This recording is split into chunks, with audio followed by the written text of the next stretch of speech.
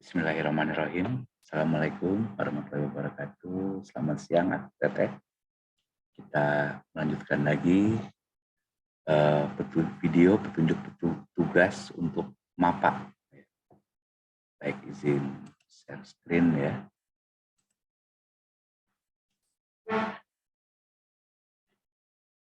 Baik, untuk baik ya, gambar saya nggak usah ada. Baik, ini praktik dan tugas untuk merencanakan aktivitas dan proses asesmen MAPA. Baik, jadi skema pelatihan berbasis kompetensi untuk asesor jenjang 4.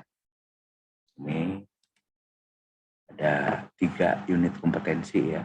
Kalau nomor yang barunya depannya pakai M, ini 74 klasifikasinya. Kalau yang terdahulu pakai P dan 85 ya. Nah, intinya sih kita menggunakan unit kompetensi merencanakan aktivitas dan proses asesmen MAPA ya, ini sekarang sering kita kenal dengan MAPA aja untuk memudahkan. Intinya adalah perencanaan, kemudian pelaksanaan atau melaksanakan asesmen. Ini MA, kemudian memberikan kontribusi dan validasi asesmen atau MKVA. Jadi hanya ada 3 unit ya, 3 unit mulai dari perencanaan, pelaksanaan, dan kontribusi validasi ya. Nah, untuk perencanaan juga ini berkaitan dengan pendekatan asesmen, modifikasi dan kontekstualisasi, merencanakan asesmen, dan mengkoordinasikan asesmen. Nah, untuk pelaksanaan asesmen juga ini ada ini ya, untuk ini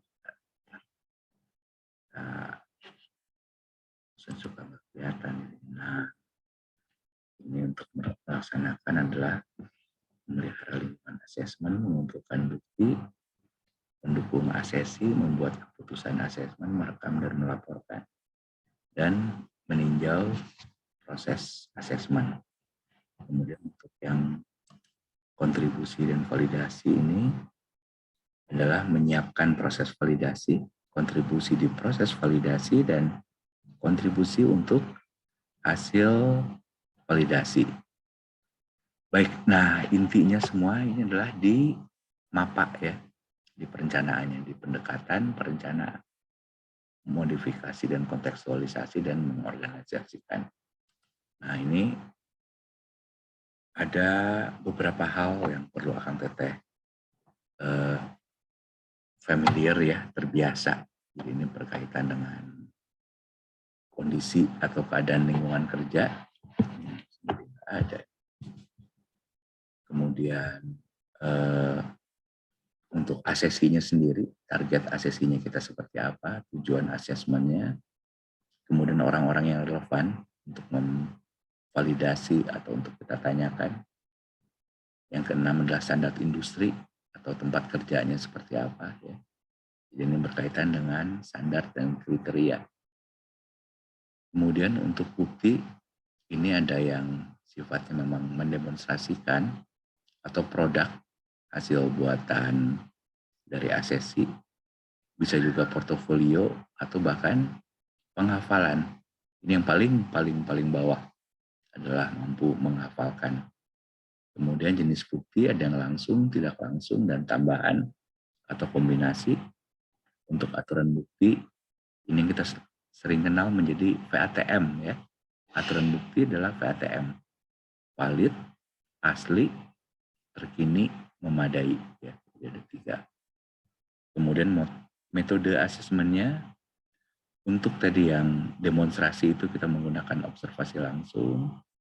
Untuk produk itu nanti ada kegiatan terstruktur. Produk juga bisa barang dan jasa ya. Kemudian untuk portofolio kita ada untuk memverifikasi portofolio dan juga ada tadi berkaitan dengan produk, itu nanti ada ulasan produk juga. Baik, kemudian rencana asesmen intinya adalah 5W1H. Kemudian ada instrumen asesmen sederhana adalah yang kita buat dari SKKNI ya, dari kriteria unjuk kerjanya itu. Kita buat menjadi instrumen yang paling sederhana. Kemudian kalau instrumen asesmen itu bisa sesuai pokok bahasan di dalam proglat ya, di dalam program latihan. Artinya bisa lebih detail. Bisa juga menggunakan instrumen asesmen yang sudah standar ya, ada khusus kita untuk validasi untuk mengakses beberapa unit tertentu itu menggunakan alat lagi ya, menggunakan instrumen lainnya ya, termasuk juga ada aplikasi komputer. Maaf. Baik, kemudian instrumen asesmennya, ada peta asesmen, kemudian ada 5 dimensi kompetensi. Ini yang kita bahas ya. Task skill, task management skill, sering disingkat juga TS, ini TMS, contingency management skill atau CMS, job role atau environment skill sering disingkat menjadi JRS ya, biar lebih mudah. Kemudian ada transfer skill, TS.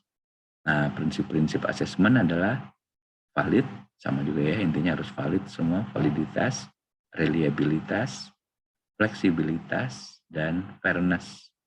Ini sering diringkas juga VRFF. Jadi VRFF itu berkaitan dengan prinsip-prinsip asesmen.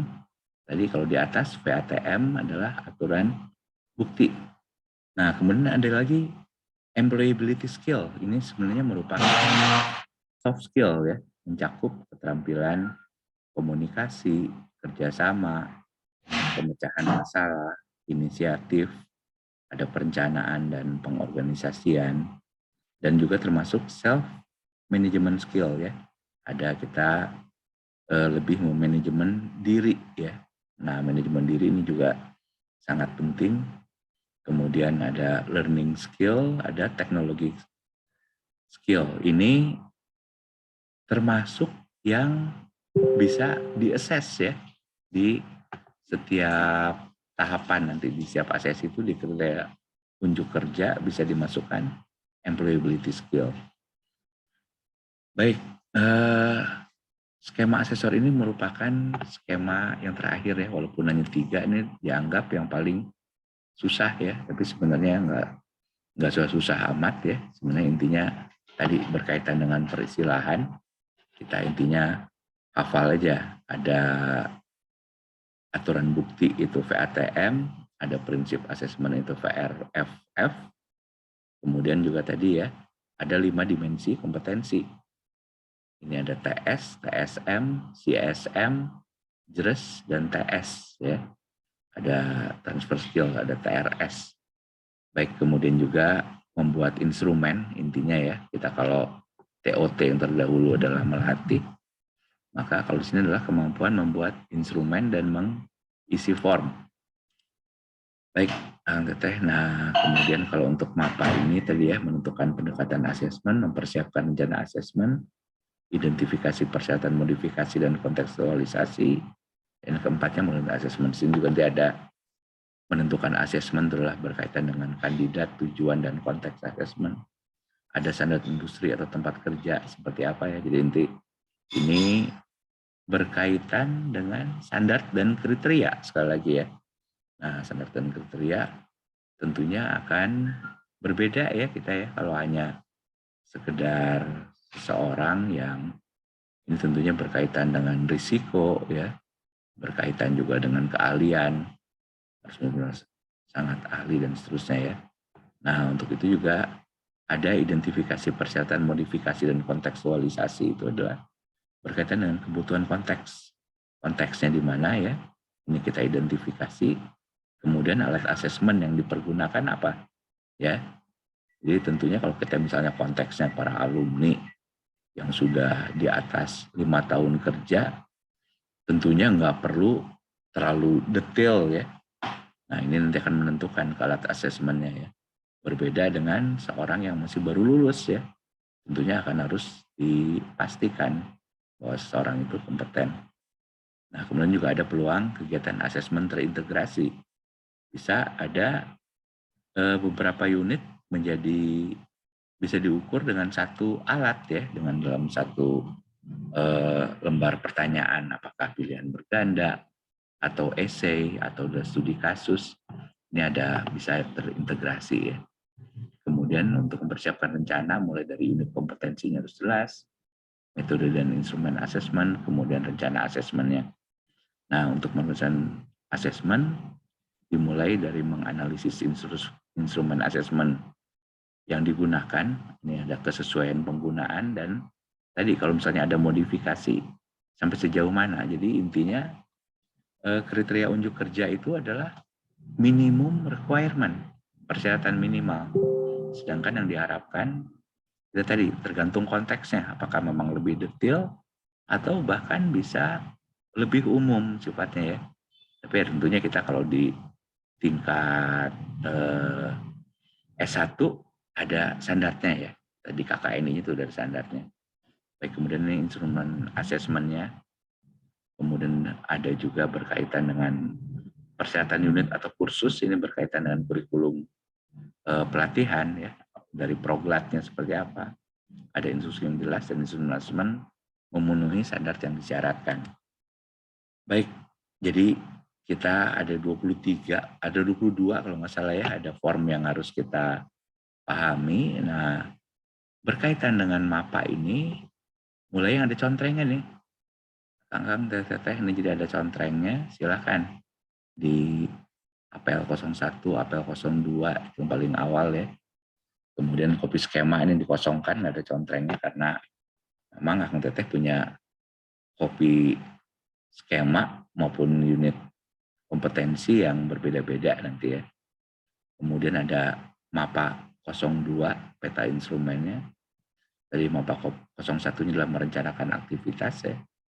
Kemudian ada persetujuan asesmen dan kerahasiaan, ini nanti pas lagi pelaksanaan ya, banding asesmen itu. Jadi perlu dibacakan nanti di pra asesmen. Baik, kemudian nanti ada form 1A01 itu berkaitan dengan checklist observasi. Ini juga sesuai dengan kriteria unjuk kerja, tugas praktek demonstrasi juga nanti bisa disesuaikan sesuai konteksnya. Kemudian ada pertanyaan untuk pendukung observasi.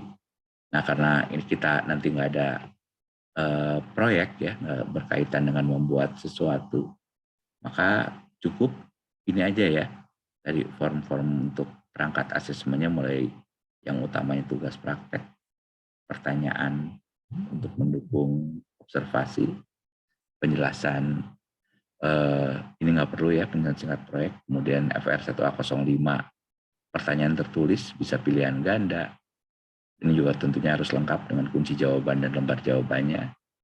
Kemudian ada pertanyaan tertulis essay, ini juga harus ada kunci jawaban dan lembar jawabannya. Ada pertanyaan lisan sebagai untuk memastikan juga ya, ada checklist portofolio, pertanyaan wawancara, klarifikasi bukti pihak ketiga, dan checklist meninjau materi kompetensi. Nah, jadi Akang Teteh intinya sih pilih skema sertifikasi ya, ini dari KKNI atau dari peta okupasi, dari intinya kita membuat klaster ya, satu unit skema aja. Nah, atau bisa juga dari proglat ya, dari program pelatihan yang sudah kita di TOT kemarin. Nah, sebaiknya proglat yang Akang Teteh sudah pilih dari TOT terdahulu ya. Kemudian pilih satu unit kompetensi, ini akan dipergunakan untuk praktek MAPA. Kemudian buka-buka semua nih, file-file terakhir nih, ya, yang sudah ada contrengnya nih. Nah, copy paste nomor, nama skema nanti dari ininya ya, dari SKKNI-nya, kemudian nomor dan unit kompetensi. Oh, maaf, nomor dan nama skema itu dari proglat ataupun dari LSP-nya ya. Nah, kalau nomor dan unit kompetensi itu dari dokumen SKKNI-nya. Pada kalau mensediakan, nah, tulis nama Kang Teteh sebagai asesor dan tulis tanggal unggah atau tanggal pembuatan. Kemudian lihat contoh-contoh, ada skema cluster soft skill ya. Ini berkaitan dengan unit kompetensi membangun konsep diri yang positif dalam bekerja. Nah, nanti kita tinggal kita cocok-cocokan aja ya. Baik. Nah, kalau kita dari soft skill 2, 3, 4 dari Samsu, ini kita ambil contohnya dalam soft skill. Maka yang pertama itu adalah membangun konsep diri yang positif dalam bekerja ya. Jadi kita copy aja semua nih elemen kompetensi dan kriteria untuk kerjanya. Kita baca dengan scanning, kemudian juga kita buat panduan penilaiannya ya. Nah, ini di sini ada pengetahuan yang berbeda ya, aspek bisnis dan lain sebagainya, ini perlu dimasukkan. Baik, kemudian ini ada program pelatihan berbasis kompetensi.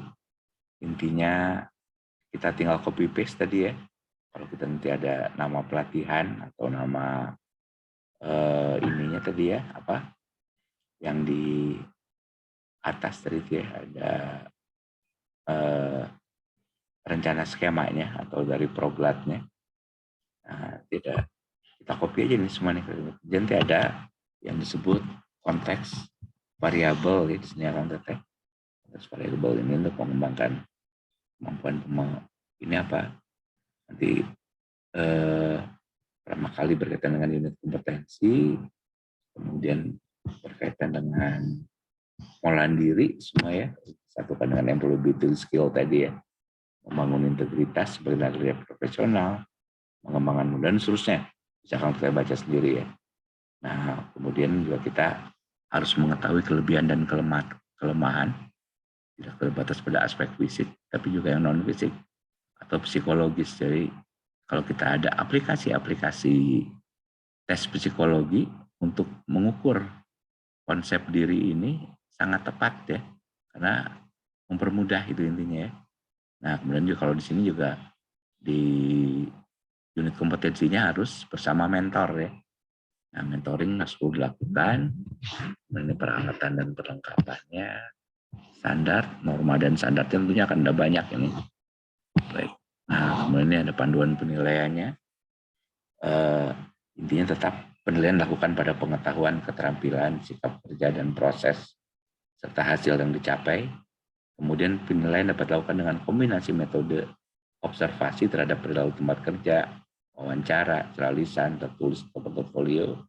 Penilaian dapat dilakukan di salah satu kombinasi dari di atas. Jadi nggak usah semuanya lengkap gitu ya.